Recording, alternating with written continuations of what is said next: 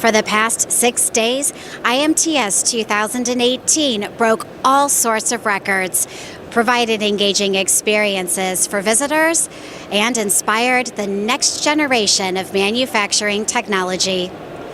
IMTS 2018 was the largest show on record, with over 128,000 attendees, over 1.4 million square feet of exhibit space, over 2,100 booths, and over 2,500 exhibiting companies.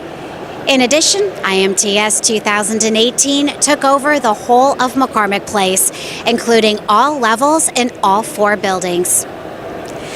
The next wave of technical advancement was featured in not 1, but 2 emerging technology centers. In the additive manufacturing ETC, visitors experienced demonstrations of the newest breakthroughs in materials, speed, and technologies. Displays included the Die-in-a-Day scavenger hunt, additive manufacturing research from Oak Ridge National Laboratories, and the America Makes Knowledge Bar. In the digital transformation ETC, visitors experienced many digital manufacturing innovations, from free operating standards for machine shops and connected machines to cyber-physical security that was developed by leading technology organizations. The IMTS Ride experience allowed visitors to be shuttled between the North Building and the East Building on Ollie, a self-driving, digitally manufactured, 3D printed electric shuttle by Local Motors, designed to streamline shared transportation systems around the world. Cool vehicles could also be found in today's Technology Center, sponsored by GIE Media. The TTC displayed the end results of the latest manufacturing technology in the automotive, aerospace, and medical industries, including a 2018 Jeep Wrangler, a 2019 Ram 1500, the Eclipse 550 very light jet, and state-of-the-art medical devices and equipment. The Modern Machine Shop Top Shops Showcase connected manufacturing professionals who shared tips, tools, and technologies in an effort to benchmark their own business. Plus, visitors helped MMS celebrate their 90th anniversary while taking a walk down memory lane from cover to cover. The SmartForce Student Summit introduced students and teachers to exciting high-tech careers in manufacturing. It had hands-on challenges, learning labs, an air rocket challenge, mentor labs, apprentice competitions, a keynote presentation by NASA astronaut Captain Wendy Lawrence, and more. And then there was the expo floor, where exhibitors introduced new products, processes, and solutions that will move manufacturing forward. Complementing the metalworking solutions on the IMTS Expo floor, Deutsche Messe premiered Hanover Messe USA, where 4 co-located shows emphasized industrial digitalization and Industry 4.0. Plus, there were multiple opportunities for visitors to go to class at IMTS 2018. Sessions were found all around McCormick Place as part of the IMTS conference, 9 co-located conferences, Hanover Messe Solutions Theater, practical learning sessions, main stage presentations, and in-booth events. But IMTS 2018 wasn't just all business. There were many fun activities as well. There were special attractions and celebrity appearances all throughout the show floor. Coffee breaks, pizza parties, and networking opportunities could be found throughout each day as well. A record number of runners participated in the Miles from Manufacturing 5K to promote careers in manufacturing. All proceeds went to Chicago-based schools and community-based STEM organizations.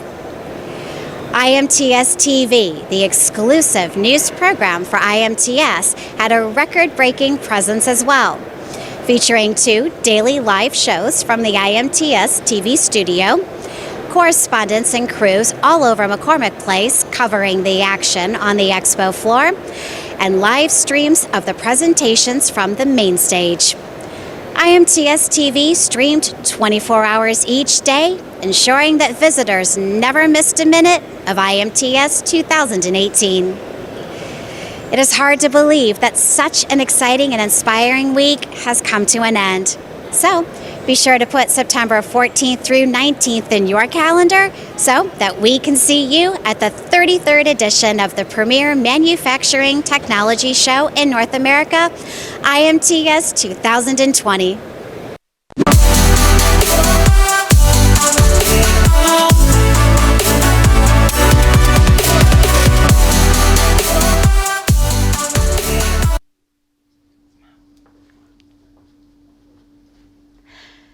Good morning. This is IMTS Network. I am Michelle Edmonson.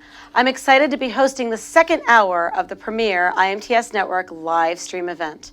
In this hour, we'll be focusing on one of the most exciting occasions in manufacturing technology industry, IMTS, the International Manufacturing Technology Show.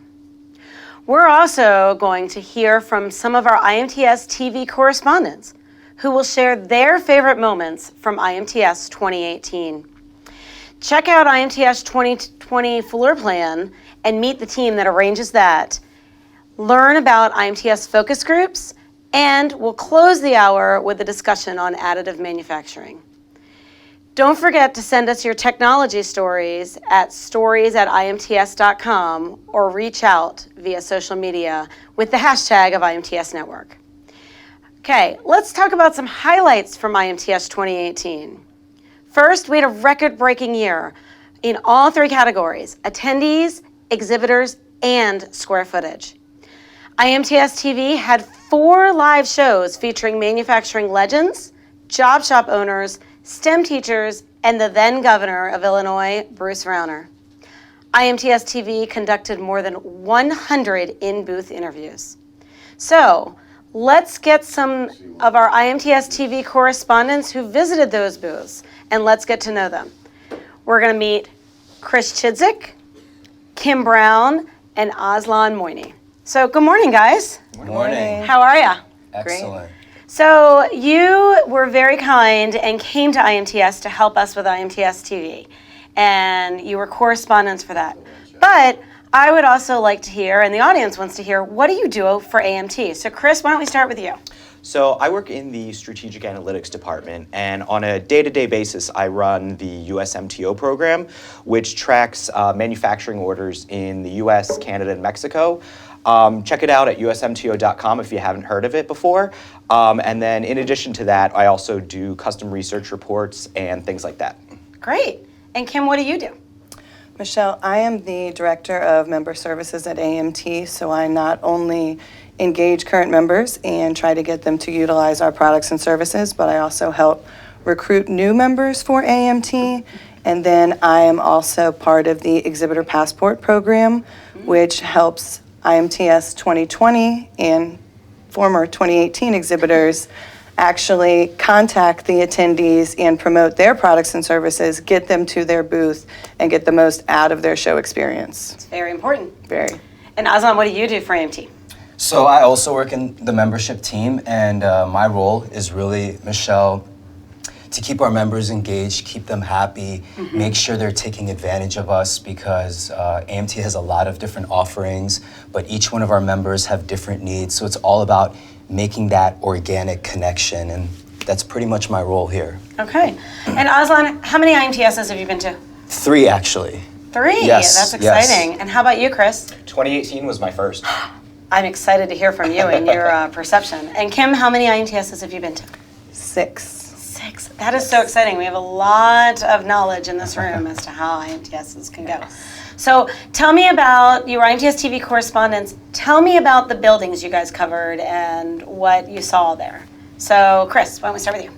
So I was primarily in the East building, so there were a lot of EDM machines, metrology solutions, different kinds of measuring equipment. I learned so much about those categories that I did not know a lot about before. That's awesome.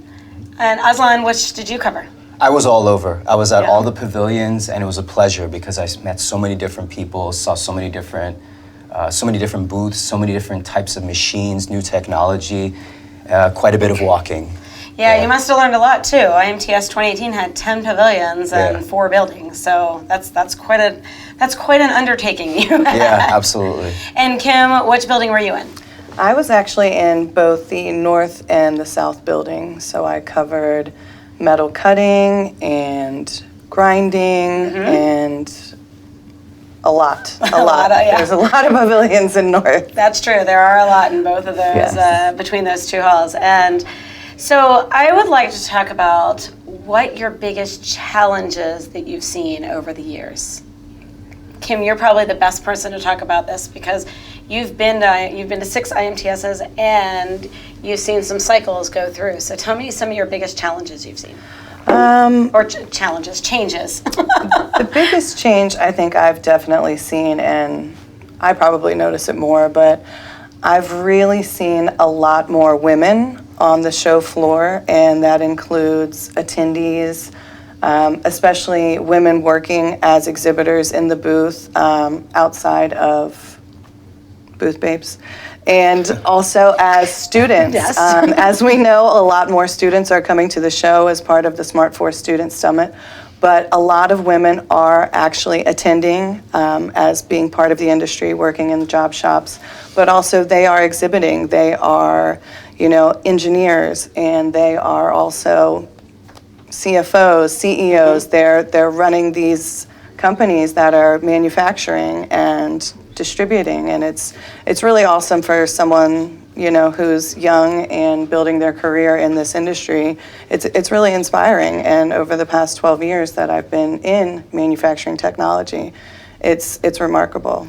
I agree with you, and one of the focuses of IMTS this year, I don't know if you know this, but we're going to focus on women and the women in manufacturing and technology, and so that we'll be doing that for IMTS 2020, so it's exciting. I'm really excited. Me too. So Chris, this was your first IMTS. Yes. Tell me about any technologies that you were surprised to see. I think the most surprising thing actually was the robots. I walked into the East Hall my first day, and there's this robot just like going around a booth out into the hallways with like a little candy bowl on top, comes right up to you, and you're like, oh, okay, I'll have a piece of candy. And it was just really interesting because I always knew robots were involved in manufacturing, but never realized the extent of how they can interact with human labor and not only work with human labor, but safely work with human labor, and that was really insightful to see. Yeah. So Aslan, what is one technology, and I'd actually like all of you to think about this, what's one technology you expect to see at IMTS 2020? I expect to see, and this is every IMTS, I've noticed the robotics are becoming more and more fluid. The motions are almost becoming like a symphony. You see how they're moving like humans, and it's so lifelike, and it's just a metaphor for the industry, how things are changing so much. We have to keep up as an association, as an exhibitor. So for me, as an attendee working for AMT, being at IMTS, as a fan of the industry, I like to see that kind of stuff because it puts the human touch to the industry. Perfect. Yeah. Kim, what do you think? I think we're going to see a lot more of the additive manufacturing. Of course, it's one of the fastest growing segments at IMTS, and I think we're going to see a lot more automation, which really interests me, going back to robotics, and also digital manufacturing. I think that's going to be huge. All 3 of those will be featured at AMT's new event, MT360, which I think Travis Egan will be speaking about later on in this show today, which will be exciting. But those are 3 really, really interesting topics, and I mean, they're going to be huge. I think everyone is talking about them. Everyone's implementing those technologies, so it's going to be huge. It's going to be everywhere, so I'm really excited to see that. Great. And Chris, what do you think? What do you think we'll see at IMTS 2020? So one of the things that I've learned since I worked here is that one machine isn't the end-all be-all of getting something done. There's a lot of different processes. So what was really interesting to me, kind of also going off the robotics and what Aslan said, is how different machines integrate together to make a final product, not just a component. Great. All right, so Kim, I'm going to ask you this next. So, and it's because, and all of you, everybody in this room works with the IMTS community daily. But Kim, being someone that works on Passport, as well as the members, you really hone in on the IMTS community, whether you're traveling or not, you see them a lot. So I would like to know, if someone is deciding, you know what, am I going to go to IMTS 2020, and they're kind of wavering on the fence, what would you tell them? Well, I would probably tell them if they're not there, and then they're not part of this industry. Oh, I like that answer. And whether or not they're thinking about exhibiting or attending, it's the biggest event in our industry in North America every 2 years. And exhibitors wait to release new products there, which is huge. And you know, it's where you go to network. It's where some people go to find new jobs. It is where people come to see what's happening, to congregate, to learn. There's so much education that's happening there. All of the new technologies that are being released to, you know, find new products, get solutions to problems that you're having. We know that people will bring a part and say, you know, can someone make this? So I think if you're trying to stay ahead in the industry, if you're trying to remain competitive, if you want to be successful in this industry, in your career, then you need to be a part of IMTS. And if you're wavering on that, you should probably contact us, and maybe we can help in some way get you there or get you a part of IMTS, because you really need to be there. I agree. All right, so now let's talk about 2018 again. Let's go back again, and I want to talk about, all of you did in-booth interviews, and over 100 were done, so you guys were a huge part of that. So there were many to choose from, but I want you to think about your most memorable one. So Chris, let's start with you. What was your most memorable interview from IMTS 2018? I think the most memorable one would have to be with Zeiss, when they were discussing some of their new metrology solutions. And one in particular used X-rays so that you can look at the internal structures of the part, not just examine the outside.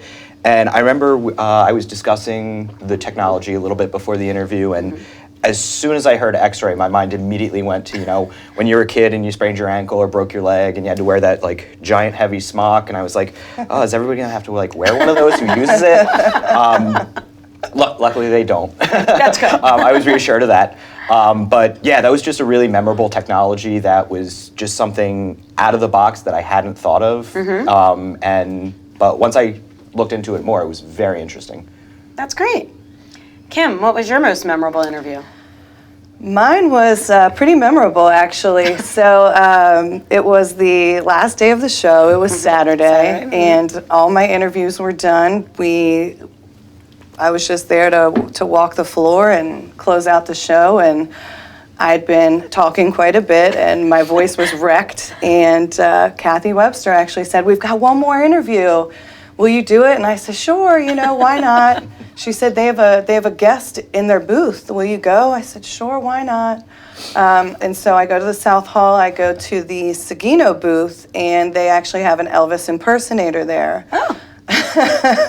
Yeah, so not what I was expecting. And it was difficult to interview them about their machines with Elvis there, but then I actually interviewed Elvis. Seriously? That's great. Yes. Do you guys actually? Oh my gosh. Can we play that clip? Yes, we absolutely need to Like see I that said, it was clip. the end of the show. I was really tired. My voice was done, and it was very funny. So Oh, I can can't we wait show to see it. Yes, let's play that clip. I'm Kim Brown with IMTSTV, and this is a breaking news bulletin. I'm here with Elvis. That's right, ladies and gentlemen. Elvis is in the building. Elvis, can you tell us why you chose to come back for IMTS 2018? Yes, this is clear because it is, I think, the greatest show for the new technology, and yes, I like it here, and especially in Chicago. Well, we just can't believe it. And it's been so long since anybody's seen or heard from you. I have one favor to ask. What? Will you sing a song for me? Of course. Here you go. The mic's all yours. We caught in a trap, I can't walk out because I love you too much, baby, yeah. Why can't you see what you're doing to me when you don't believe the word I'm saying? We can't go on together with suspicious minds, and we can fill our dreams on suspicious minds. Thank you. That's it. Thank you very much.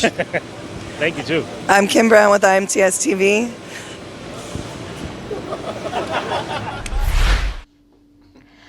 That was a great video. I love how Elvis just took the camera from you and took over. That was fantastic. Okay, Aslan, you're up. What was your favorite video or Well, most memorable from IMTS? On a little bit more of a serious note, but I'm a little top, off track Elvis, now it's fair. because I was watching. I was like, that guy was actually really good. I could bring it for my kid's birthday party. Yes. But seriously, I got the pleasure to do the Die in a Day scavenger hunt. Yes. And for me, it gave me a first-hand look at how manufacturing is a story.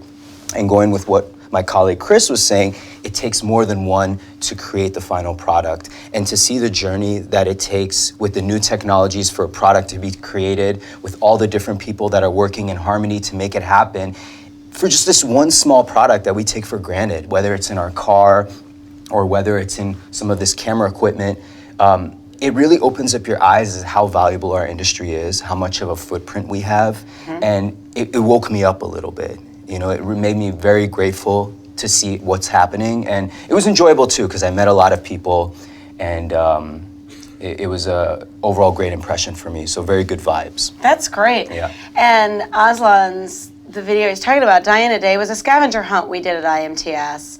And so I'm excited to see the video.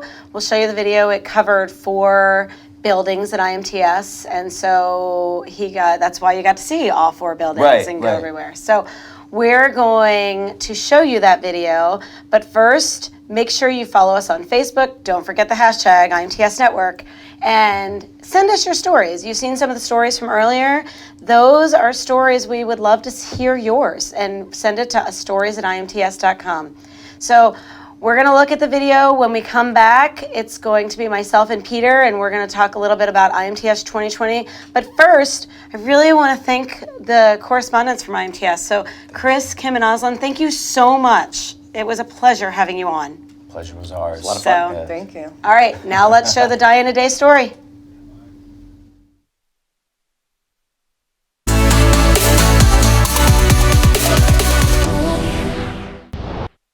This is Aslan with IMTSTV, and today we're going to take a journey. We're going to look at the movement, the progression, and how to 3D print a die part. Step 1, we're going to start over in North Building, and we're going to meet our friends at Lincoln Electric, Wolf Robotics, where we're actually going to 3D print the new die part. Tom, can you tell us about this new machine and Lincoln's new initiative in the industry? Sure, Aslan. The system that we have and the technology that we have can print very large pieces of metal. With this, we can achieve much better cost points, larger scale with 3D printing, and do things like this project that we have with Oak Ridge, where we're printing a die in a day. So the example that we have on the die in a day is taking a base plate material, doing the near net build of the die outline, and then that will go to the next stage and get machined down into the actual die piece that we have. Lead time on dies is huge. Typically, it can be on the order of 6 weeks, 8 weeks, 16 weeks. If you get a big die, it can take forever to get a die, right? And we're trying to show that we can do this in a much quicker manner, right? By going into printing down that near net shape, you have way less to machine, and with that, the overall process is much quicker. Step 2. We're going to South, visiting our friends at Mazak, and from there, we're going to get this newly 3D printed die part, and we're going to machine it. So Mike, tell me about the process of machining this 3D printed die. Okay, we're going through a die in a day process. So we've already done the additive portion where the Wolf robotic system added the material to the plates. Now we've moved it to our booth where we're going to go ahead and machine the die to a finished machine shape so it can be used in the press. How do you see this advancing the industry and helping the industry? Yeah, responsiveness I think is the biggest issue where, maybe to do the die out of a solid piece of material would take quite a long time. With the additive process, we can probably shorten the time to getting a part into a press and getting parts manufactured. Can you explain to us how the machining process works? Yeah, this is a 5-axis machining center, vertical spindle with a tilt trunnion table. So it gives us the capability of doing all the features on the part, blending the radiuses that are incorporated in the design of the die. Step 3. From there, we're going to stay in South and visit IACME and show how this newly 3D printed die part can make molds. So John, can you just, in your words, tell me the progression and the benefits of using 3D printed dies in mold making? The value in this is kind of twofold. One is we're demonstrating the capacity to make molds for production in a very short time frame and at lower cost. In addition, we're showing I think paving a way for demonstrating this at larger scale. Just as additive has shown great inroads in producing polymer molds at scale, we see there being, especially in the composites world, benefit for producing metal molds at scale as well. Step 4, we're going east. We're going to the East Building where we're going to visit QVI, Quality Vision International, and we're going to make sure that the newly molded parts fit specific standards. So we're going to scan them and make sure everything is up to standard. Right now we're walking around seeing this die-in-a-day process, seeing from one company to another, and it's very intriguing. How do you see 3D printing evolving, and how do you see it helping the industry in the near future? Well, 3D printing is, from my point of view, it's already a fact of life. It's there in manufacturing and will continue to evolve. Where we participate is that through the 3D scanning point of view is if you can 3D print something, you can probably measure it best with a 3D scanner, because a 3D scanner is really like a 3D printer in reverse, okay? So we capture everything that's in front of you. It doesn't matter what the shape is, and that's where the 3D scanning comes in. So as time goes on, as more and more parts become 3D printed, I believe 3D scanning will be a much bigger component of the whole inspection arsenal of what people are using to measure parts. And step 5, we're going to finish right here in West and visit Oak Ridge National Lab so we can discuss the importance of additive 3D printing, additive technology in the tool and die sector. So Anjay, can you tell me about how this die-in-a-day, how additive manufacturing plays a role in the tool and die sector today? We are showing that we can do parts in a very short period of time, and we can do them locally. We can show the final demo, we can show the product, and we can show the technology is ready now, not 10 years from now. It's something new, something that potentially it will not replace the classic way of doing parts, but it will help them find new markets and create new parts that so far they haven't been possible to do. Very often it takes maybe 6 months to get the part, where right now it could be weeks. We believe that many of those parts will be actually quite cheaper to make, and they could be made locally. And that's it. Start to finish, you see how easy it was, how quick it was, how efficient it was. Additive manufacturing and building dies. Again, this is Aslan with IMTSTV. We hope you'd enjoyed it, and we'll see you soon.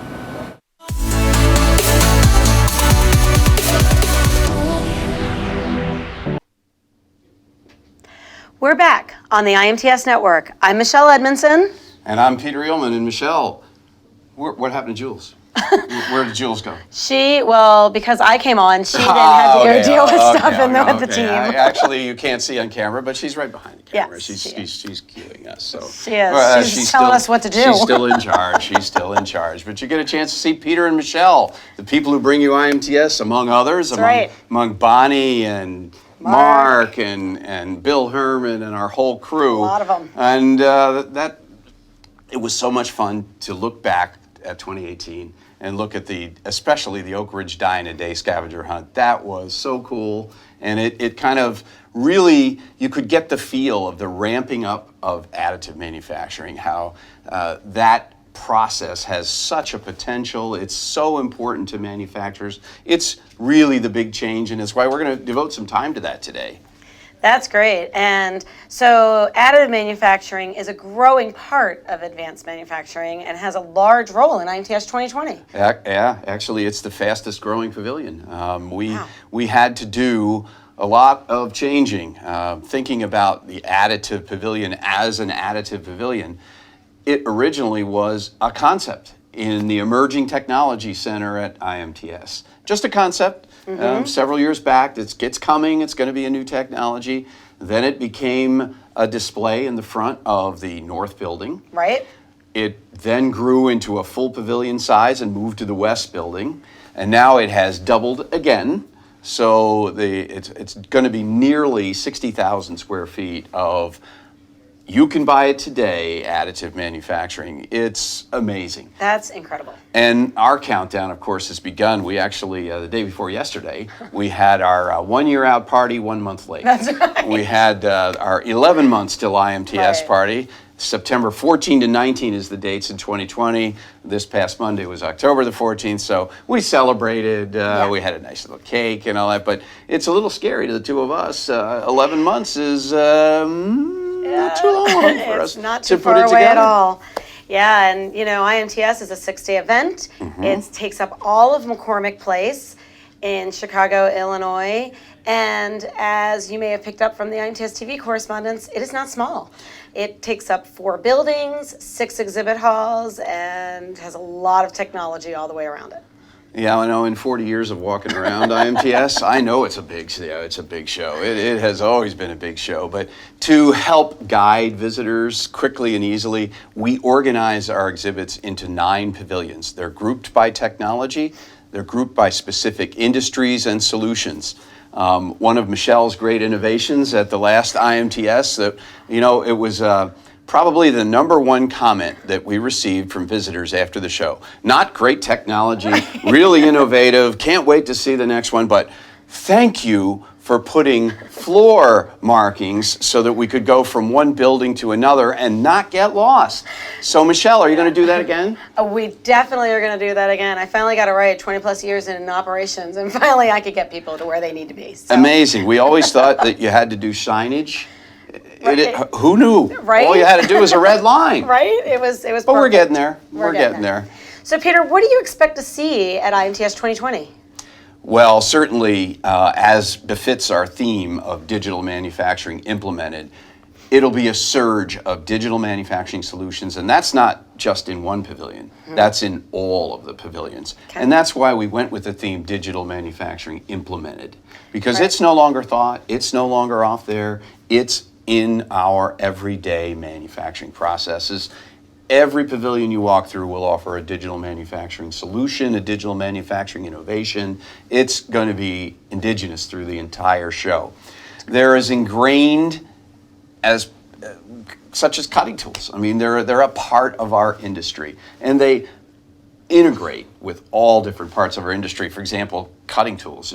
You integrate now with the digital manufacturing, will tell you where, temperature, positioning, vibration, when it's going to fail, when it's going to need to be replaced. It's all part of what we're doing. It's a part of our daily fabric.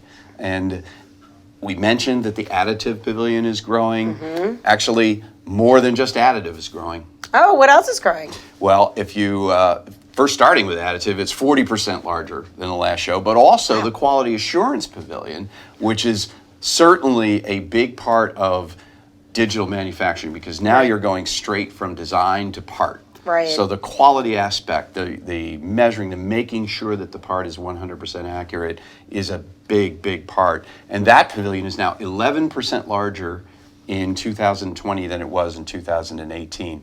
That is pretty stunning growth for a technology, quality assurance, that has been a part of IMTS for many, many years. That is fantastic. So we can't enlarge McCormick Place. So No. how can the quality pavilion grow? How that will happen? Yeah, it's a challenge. In fact, you're going to see how much of a challenge in a few minutes. But the things that will probably be most noticeable: the EDM pavilion has been joined in with the metal cutting pavilion, and we've renamed the whole the metal removal pavilion. That is the South Building. Got it. We did that because we noticed that there already were a number of EDM companies that were within other companies in the South Building. So the technology was there. We looked at the visitors and their patterns, and they were visiting the South Building to see EDM. Since they were already there, we decided to move the EDM Pavilion into the South Building. That freed up some room for us to grow the Quality Assurance Pavilion. Perfect. Also, Hanover Messe, our partner since 2012, they'll also be in the East Building, but they are continuing to grow. As Hanover Messe, the large Hanover show in Europe, and also partners on the EMO show, their automation pavilion has grown double in the last 2 shows. That's and fantastic. continues to grow. Automation, IIoT, digital-driven manufacturing technology, those are no longer buzzwords. Those are words that we live by and that our exhibitors live by.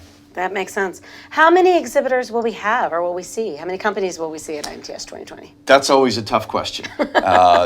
We can tell you how many booths we sell, Okay. but our issue often is how many companies are aggregated or congregated in booths and partnerships and Right. shared booths and things like that. But we know for certain that there will be over 2,000 exhibitors at IMTS 2020, probably more like 2,500 by the time we tote it all up. Right. And so somebody's got to take all those exhibitors and put them in the right spots. So tell us how that comes together. Well, I hired these really smart people to do it for me. You do. Yeah, exactly. We have a video that will talk about how this is done. The Puzzle Masters, we call it. I love it. It is a behind-the-scenes look at how our 2,000-piece jigsaw puzzle is arranged over 1.5 million square feet of floor space. And within pavilions, and within like companies, and within 2,000 different requests for where they will be. But we've got a very experienced crew here that is between inside sales, the design itself, and then our actual operations of how the floor goes together. Well, I am very excited to see that video and see how this puzzle comes together. So stay tuned. And then after that, you will see a video of how the first look at IMTS and the marketing campaign. Monica Haley, who is our senior manager of IMTS marketing, was here, and I interviewed her to talk about what we will see in the marketing campaign and what you will start to see very soon. So stay tuned for both of those videos. All right, first let's see how the IMTS floor plan actually comes together in a segment we call Meet the Puzzle Masters.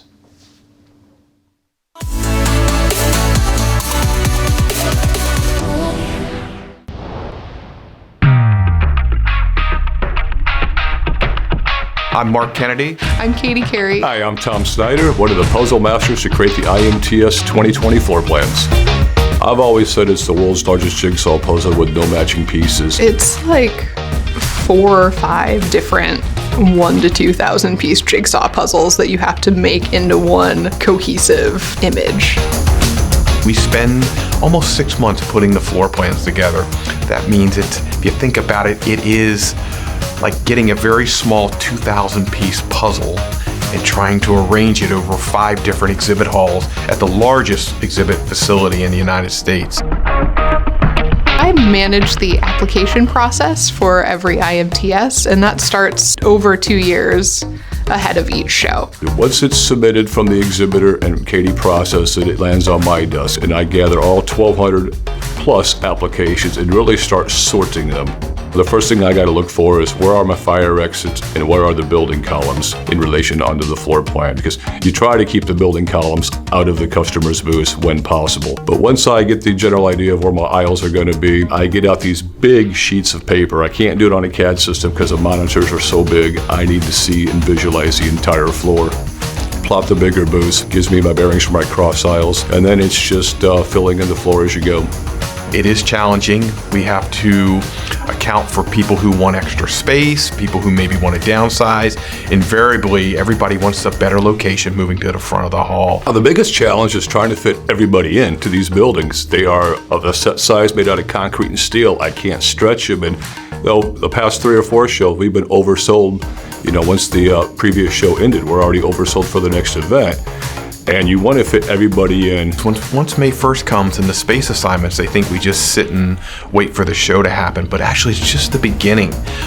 We will have over 400 changes to the floor plans over the next 12 months. Once we get the floor plans live on May 1st, we have almost 98% of our exhibitors at rebook coming out of IMTS 2018 with record attendance. We had such a significant rebook. I do look at everybody's requests and take it into consideration as I'm laying these events out. I do spend a lot of time thinking about the customer and how can I help them. I love talking to the exhibitors. That's my favorite part. I love helping them solve problems, and I love thinking about the best ways for us to reach out to exhibitors and make things as easy as possible. I used to always say I was in sales. I'm really in relationship management because it's all about relationships with the customers, internal and external. Our team has to be customer service oriented. We always say sales, but we spend 80% of our time to customer service. How do I feel when it's showtime? It is the most exciting month of the 2 years. I love getting on site. That month of getting them into the show, helping them facilitate and work through the union labor, show days, move out. It's just a lot of opportunity for touch points with us.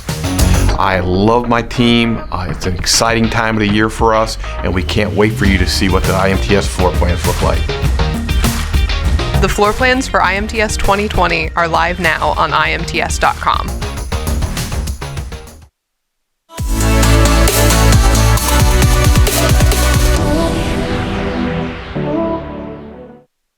Hi, I'm Michelle, and I am here with Monica Haley. Monica, tell us what you do for IMTS. I work on the marketing direction for the show campaign.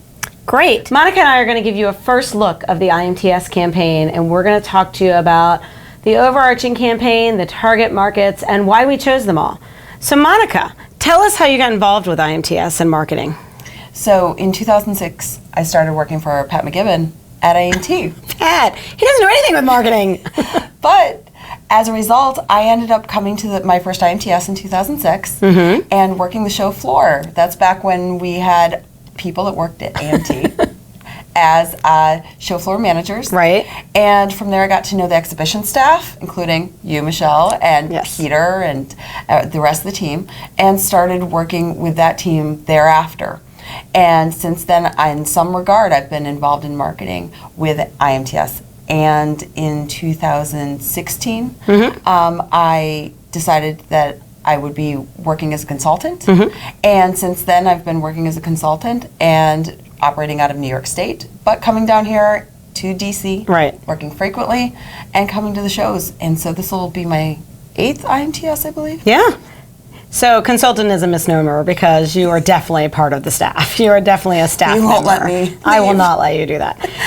But it isn't funny that you worked for Pat McGibbon because, you know, that's all about stats. And as we all know, data is so important in statistics into the marketing to find out what's important and what's not. So let's talk about the overarching marketing campaign this year. So this year we've decided it'll be digital manufacturing implemented. And as we talked through with Peter and some of our other stakeholders in the marketing world, we looked at it and said, hey, this is right now, you know, we think about a few years ago, you know, brought in additive, and that was an emerging technology center and an emerging technology, and now digital is all over manufacturing. So you worked in a manufacturing company. Tell us a little bit about that and your feeling on that.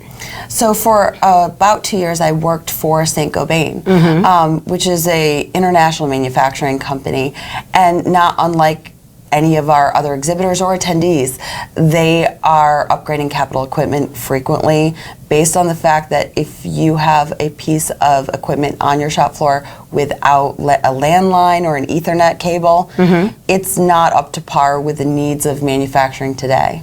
And so looking at the digital manufacturing integrated idea, it really came out of what the exhibitors brought to the show in 2018, and that really inspired the team in general, the IMTS management team, show management team, to evaluate how we're helping those exhibitors do what they need to on the show floor and have the attendees understand what they're getting into and the opportunities they get when they come to the show. Right, and I would think the biggest message to our visitors that maybe think, you know what, I don't need digital manufacturing, or more importantly, I don't know how to get involved, and maybe IMTS isn't for me anymore, is it absolutely is for you. Digital manufacturing will help your processes, help you streamline processes, be efficient, save money, and this is why you need to come to IMTS. Absolutely everything that the exhibitors brought to the show starting in the past 10 years and really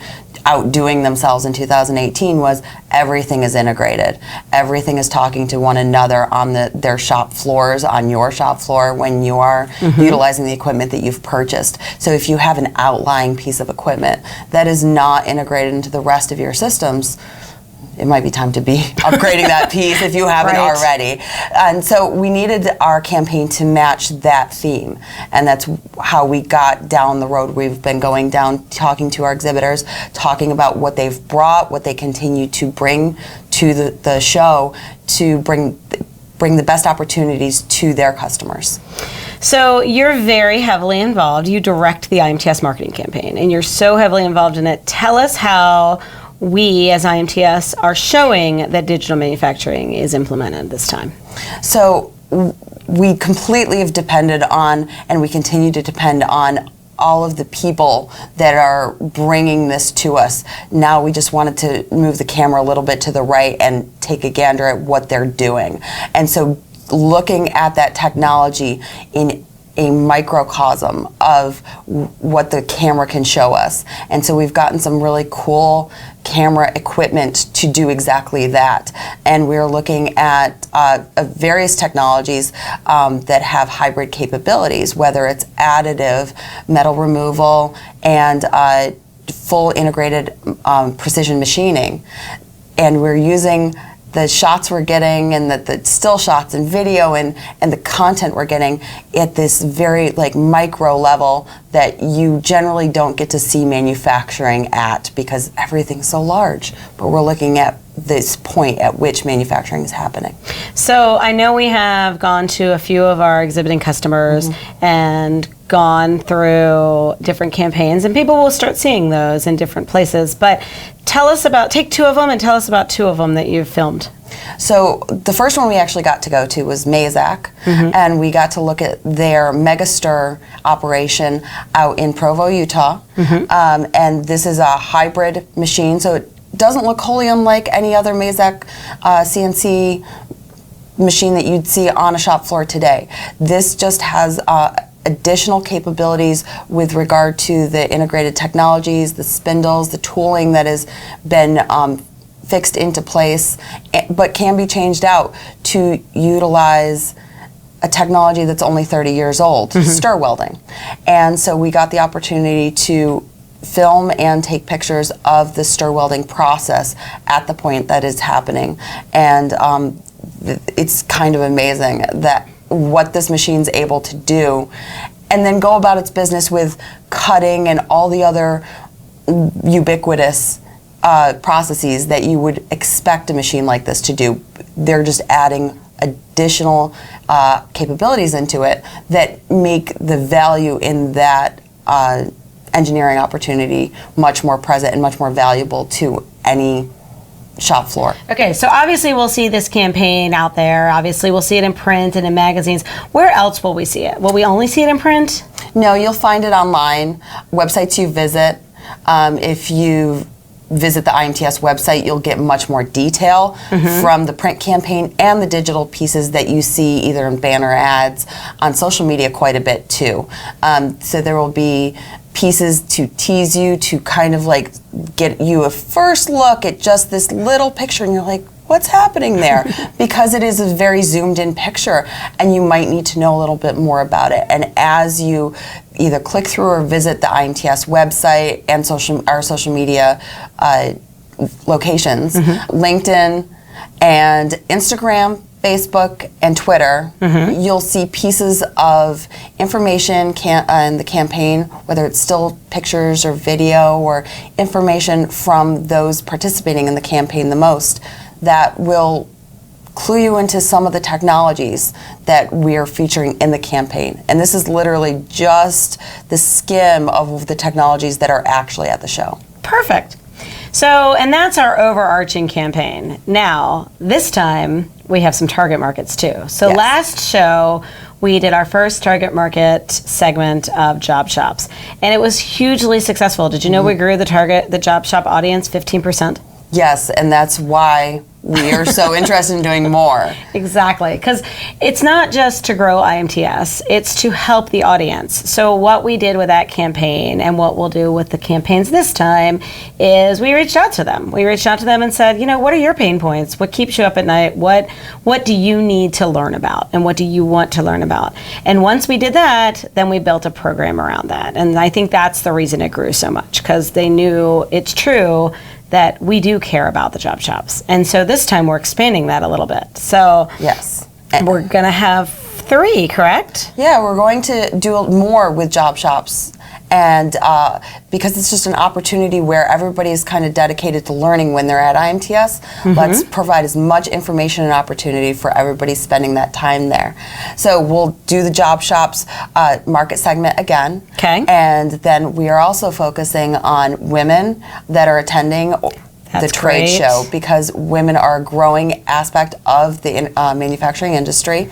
And providing the information and services that they may need to incorporate themselves into the best and the brightest parts of this industry is really important. And the third section we'll be addressing for the first time is design and application engineers.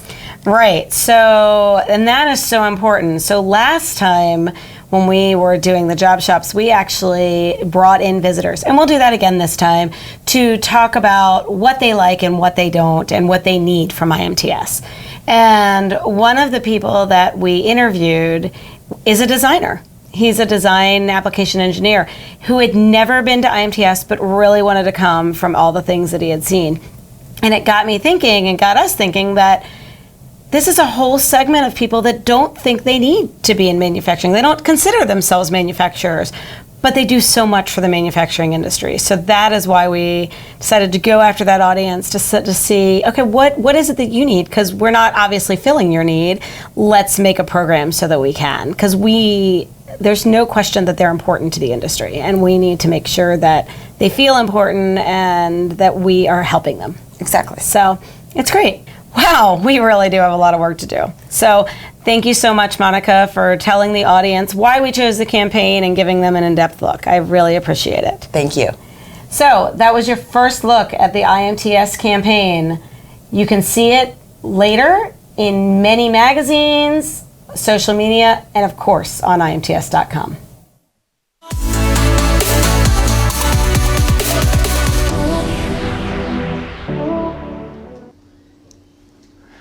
Hey, it's Peter Yeoman. I'm back again. No, I am not in front of the ivy at Wrigley Field. I'm in front of the great green hedge at AMT. And I wanted to just say, how about that for a first look at our IMTS 2020 promotional campaign? Excitement coming, 11 months to go. And while we're speaking of marketing, remember to follow us on Facebook, search the IMTS Network, and a variety of others, including our hashtag IMTS Network. Now we're going to go back inside the IMTS Network studio to join Travis Egan, AMT's VP of Business Development, and Dave Burns, Principal and Founder of Global Business Advisory Services and co-founder of a 3D printing company, as they're discussing additive manufacturing and its impact on the industry. Travis, take it away. Thank you, Peter. And hello, Dave. How are you? Good morning. I'm terrific, Travis. Thank you. Excellent. So, Dave, you've got 40 years, 4 decades of experience working in manufacturing technology companies, ranging from your long-tenured traditional manufacturer like a Gleason, going to co-founding an industrial 3D printing company like X1. And over the course of that time, you have used this to parlay your experience into an opportunity to help advise startup companies in the additive manufacturing space. If you could just start off by talking about your career in manufacturing and some of the experiences that you took away from that you're using to help advise companies in the additive space. Sure. And first off, Travis, thank you for inviting me. I appreciate the chance to chat with you. If I look back over 40 years of experience in manufacturing technology, I think one thing that I've come to conclude that I try to communicate out to both startup companies and companies that have been around for a while is that while it seems as if we're having dramatic shifts and changes all the time in manufacturing technology, in fact, to me, they seem to be part of a very long journey. There's a continuity to everything from the advent of PLCs and linear encoders and CNC and factory automation all the way up through additive manufacturing. And so while we're at a current stage where things are dramatic and different and really exciting, I do see them as part of a forced march of improvement within manufacturing technology toward this sort of ideal goal that's out there of can you make exactly what you want, when you want it, how you want it, with zero waste. It's all part of a journey, and I think I view additive manufacturing in that context, I think. Thank you. You know, we're kind of in a point in time where there's potentially a step change in manufacturing. The digital technologies that are all around each and every one of us every day that impact pretty much everything in our lives, from when you get up in the morning to going to work. These digital technologies are having some effect of change on what you do. The manufacturing community in particular is affected by this digital transformation. And like all transformations, it's a time of great change, but with great change comes good opportunities for those people in those industries. And in this case, it's an opportunity for people to invent new products, new services, perhaps new business models, and to grow their revenues, grow their businesses. Could you talk a little bit about some of the changes or opportunities, more importantly, that are facing the industry, individuals and companies right now because of the digital transformation? Sure. I think that if we think back about this being a continuous journey towards some goal, what really characterizes the current period is the fact that for the first time in a very long time, it's not the power of any individual technology that we're creating that in fact catalyzes great change. It's the power and the dynamic of those technologies working together in a totally new way. We have to sort of rethink the entire manufacturing process chain and figure out how everything from materials to machine science to data creation and data capture and data transmission, all those things fit together in a very, very new way. And while it's creating amazing opportunities, it's also creating great discontinuities. And I think we have to really manage our way through this to make sure we're getting an optimal outcome, because it's only when they all work together that we really get the kind of productivity that we're seeking. So you mentioned sort of discontinuities. Let's talk about some of the challenges, because along with opportunity comes challenge. What keeps you up at night? Well, I worry about a set of expectations that are elevated. So like when new things come along, people immediately begin to think, wow, I could do this or that with something new. And I worry that our elevation, there's an elevation of our expectation set beyond what's probably practical. We need millions and millions of dollars of R&D in many of these technology branches to elevate the whole system, and it's going to take time. So from my perspective, this is about making sure that expectations are realistic, and yet there's no doubt in my mind that if we're patient and we invest appropriately in this entire chain, that we're going to see productivity levels in manufacturing that we've never seen before. And that's pretty exciting. That is exciting. Another exciting area in manufacturing is what everyone's talking about, that's additive manufacturing. If you look at additive manufacturing, it really started in the early 1980s as it was invented, and it grew over time, and in the mid-2010s, there was a period where there was this peak or influx of hype around the technology. Everybody was saying, all the people that were the pushers of the technology were saying, it's going to be in the consumer markets, everyone's going to have one of these in their office, and everyone's going to have one in their home. And that didn't really quite happen. But what did happen is the industrial marketplace started to really see application for additive manufacturing. And more recently, the biggest opportunity that I see is that there's a big opportunity for additive in the production of parts. Could you talk a little bit about that, specifically additive manufacturing for production? We are certainly at the advent stages of additive for production. I think I reflect back to when I first was exposed to 3D printing, and we talked about if you could make one of something and it was really unique and different, that was quite an accomplishment within 3D printing. And then we started to talk about break-even points of 5 or 10. And now there's certainly companies out there that are making lot sizes of thousands for production. They're making them consistently on time with perfect quality. And so the advancement of the entire system has proceeded to a point where that's very possible even within metals. And at the same time, capturing the unique ability to create designs that we've never thought about before and make them in production. And that's the powerful combination that's I think is really important. Okay, so you mentioned some metal additive. You know, additive manufacturing started really as a prototyping technology, and it really, built its strength in the rapid prototyping phase, but now it has grown into production, and what has really sort of risen to the top is metal additive manufacturing. In recent years, there's been a big influx of investment in metal technologies within the additive manufacturing realm.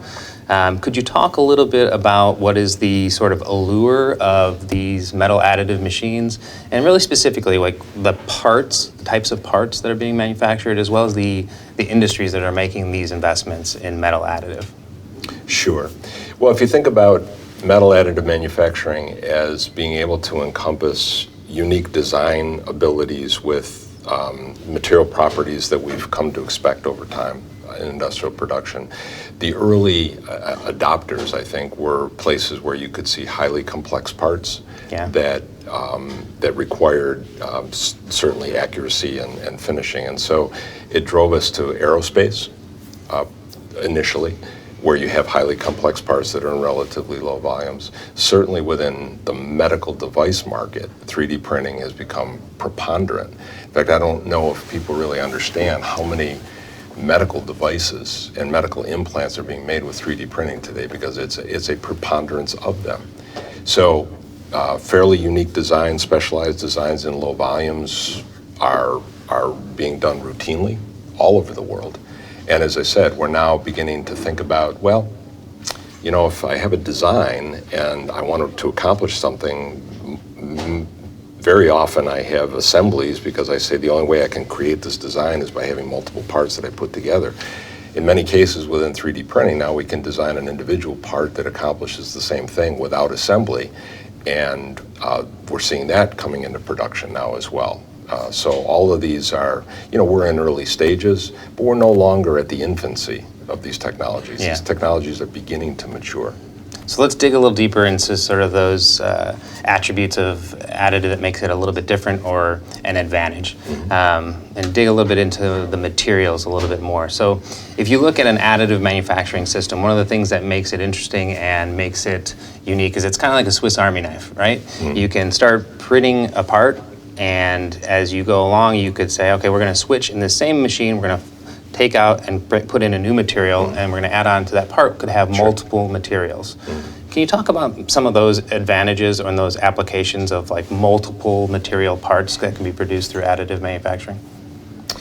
Well, it's funny because at the same moment of that being an amazing opportunity, it's an amazing challenge, because when you wake up in the morning, you think, I have a tool that I can do anything with. How do I choose exactly what I do?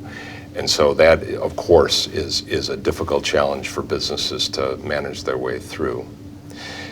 If we look at the entire cadre of industrial materials that have been used over the last 20 years, probably less than 10% of them today have been qualified for 3D printing. And so within the material world alone, there's an immense opportunity to keep developing materials that are traditional materials and to use them within 3D printing. And beyond that, we have the ability, because many of these systems are powder-based, to create new and unique materials we've never used before, to have a little more elasticity or a little more tensility by adding powder of one type or another. And so not only do we have traditional materials that are being developed, but now we have an entire new business of creating custom materials for custom applications, which is a huge opportunity. So I think right across the board, we keep talking about the emergence, and I really do think, especially at IMTS in 2020, people who go to that pavilion are going to have the chance to really see companies that are doing additive manufacturing every day. And people who say, well, is it for me, or is it still getting started? And I hear it all the time when I'm talking to people. People say, well, I'm not sure it's for my company. And I think, boy, it's time to get moving here, because, you know, the development of additive manufacturing is moving pretty rapidly. Yes, it is. You know, we're going to move around here a little bit. I'm trying to take the audience on a little bit of a journey through additive in all aspects. So we're going to shift gears a little bit and talk about probably what is the biggest challenge for manufacturing in general. So overall in manufacturing, you know, one of the biggest challenges that they're facing as a group is the skills gap, the lack of skilled labor. And so you think about additive manufacturing as this very young industry, and it's sort of in its infancy. There's not a lot of history to draw on for training materials, for certification, things of that nature. And you know, combine that with the fact that you're having this skills gap, this labor shortage in general in manufacturing, and you probably have a pretty sizable issue ahead of you. Can you talk a little bit about what's going on in the additive labor pool and what's available as far as education, certifications? Sure. Yeah, of course. I think if we reflect back historically, even back in the era of, let's say, 2008 and 9, even during the time when unemployment was relatively high in this country, there were tens of thousands of manufacturing jobs that were going unfilled. Even then, we were having problems filling jobs. And it's not, if we aggregate the total number of people in the United States that have manufacturing skills, it's not that we don't have enough, but we clearly have a mismatch between where companies are growing and demanding those skills and where the skilled workers are. So it's something I know AMT is actively involved in. The amazing thing about the emergence of these dynamic digital technologies is that they bring a whole new flavor to what manufacturing is. Rather than being necessarily a skilled person at doing one task, now we're looking for people who understand and can manage systems and can understand how data is created and how data is used, as opposed to perform a singular task. I think it opens up the opportunity to many people who've never really been involved in manufacturing before. And at the same time, the notion of free-form design brings in an artistic sense that we don't necessarily have in manufacturing today. So I think we're opening up doors in places we've never opened doors before. But clearly, we have a desperate need to get people trained and interested in manufacturing. Local governments are doing it. AMT is working hard. I know a lot of national associations are. At IMTS, you'll see, you know, the student summit, where you'll see thousands of students coming to participate in manufacturing. All those are great efforts, but it's something we really have to work at, because it would be a shame for this country if we fell short in the evolution of this without being able to staff it. And that's a concern, of course. So the theme of this conversation is really kind of bumping around opportunity and change, right? So opportunity. You know, I think this is a subject that's near and dear to your heart, and that is investment, the investment community, and the additive manufacturing investment community in particular. You had the opportunity some years ago, fairly recently, to take a additive manufacturing company public with X1. I know that was a very interesting journey, and you learned a lot, and you got a lot of different views of things with regards to manufacturing in that journey, and met some interesting folks like in the venture capital community and whatnot. Could you talk a little bit about what is sort of the climate of additive manufacturing investment right now? Sure, absolutely. I think if we step back some number of years, manufacturing technologies always evolved at the pace they were able to self-fund. So for the most part, for a very long time, outside investment didn't really enter much into the manufacturing technology world. With the advent of additive and the dynamic digital technologies, we suddenly have an onslaught of investors who are interested and are participating. So within the last 2 years, there have been probably $1 billion worth of deals done in the manufacturing technology space, which was probably equal to the 10 years before that.